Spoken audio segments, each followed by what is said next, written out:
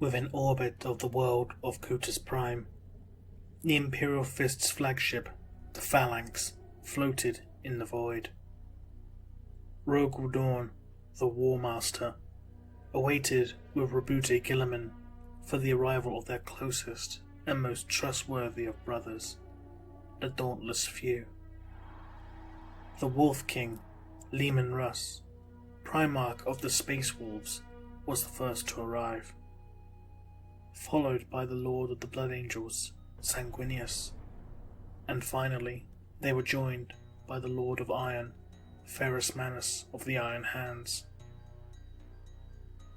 Rogue Dawn began to explain what he had learned from Gilliman, every last detail. The Primarchs were shocked, appalled, disgusted.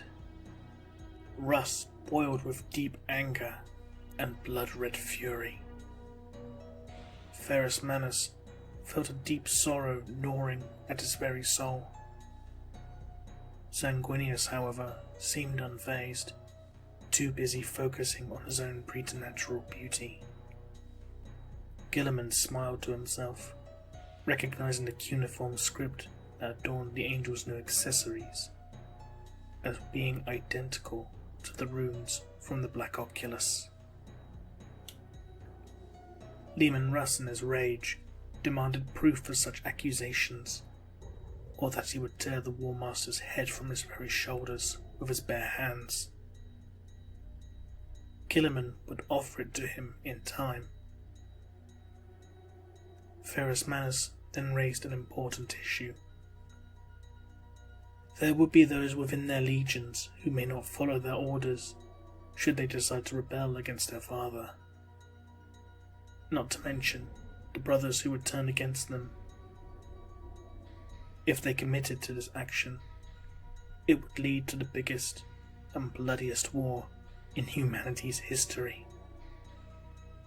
Rogue Dawn simply stated thus: "Were not the lives of the Emperor's own sons worth anything? Did they not deserve a life after the long crusade?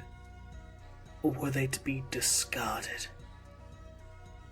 If their father was removed from power, then they could rule the Imperium, guiding humanity to a better future. A ruling council made up from the Primarchs, with Rogue Dawn at their head, watching over and protecting their fragile human subjects, instead of the so-called God Emperor devouring their very essence to become all-powerful."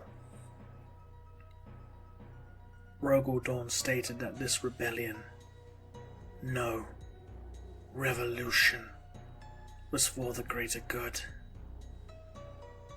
Reluctantly, the Dauntless Few agreed.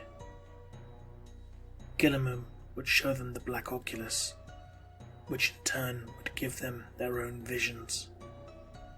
Plans would soon be made to remove those from their legions who could prove troublesome, potential defectors to their father's side.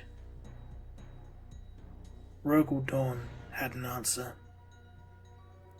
A system that proved troublesome and aggressive to a warlike degree, in keeping its own sovereignty and independence from the Imperium.